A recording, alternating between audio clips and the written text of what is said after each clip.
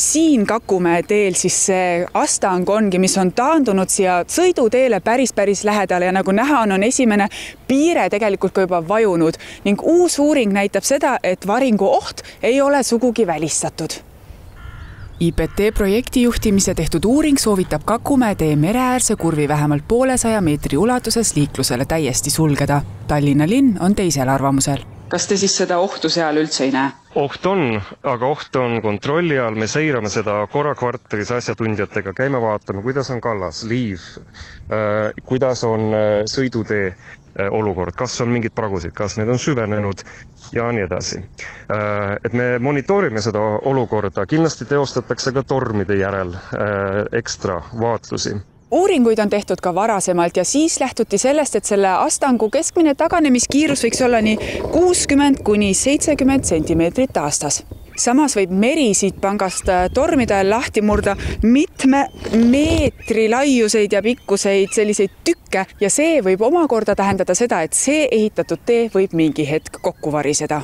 Abilinnapea sõnul olevat Keskkonna- ja Kommunaalamet uuringu põhjal riskihinnangu teinud ja nii otsustati, et tee sulgemine ei ole antud juhul põhjendatud.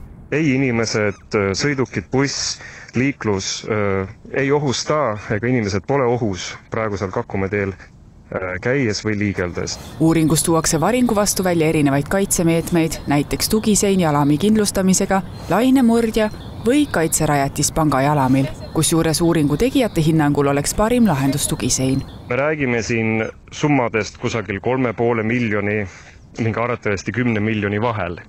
Sellepärast, et elu näitab, et teoreetiline hinnang maatöödele või teetöödele on üks ja tõde selgub siiski hangete käigus. Uuringus toodi välja ka see, et kui selle astangu taganemiskiirus jääb sarnaseks praegusele, siis võivad tulevikus varingust olla ohustatud ka siin lähedal asuvad majad. Kui sellele kalda erosioonile pannakse siin lähiaastatel piir, näiteks vastava sellise betoonseina rajamisega, siis see uhtumine, uuristamine lõpeb ka ära. Kui see peaks ka kuidagi jätkuma või mingisugusest teisest kohast seal rannikujoonel uuesti pihta hakkama, eks siis tuleb uuesti tegutsema asuda. Tallinna linn jälgib olukorda ning kontrollib kord kvartalis ka kohapeal hetkeseisu. Järgmine kontroll peaks toimuma aprilli lõpus. Sügisel tehakse kokkuvõte ja siis saab uus linnavalitsus teha otsuse, mis selle kaldaga tehakse.